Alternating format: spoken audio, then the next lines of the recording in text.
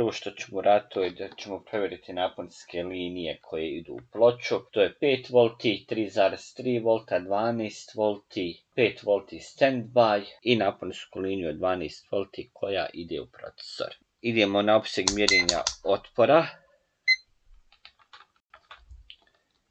Ovdje nam je ground. Idemo 3,3 V.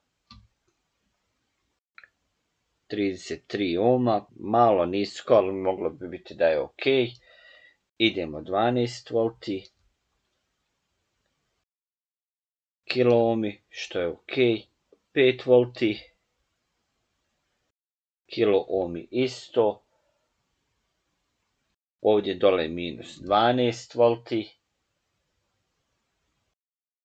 mega ohmi i ovdje imamo naponsku sekciju za procesor.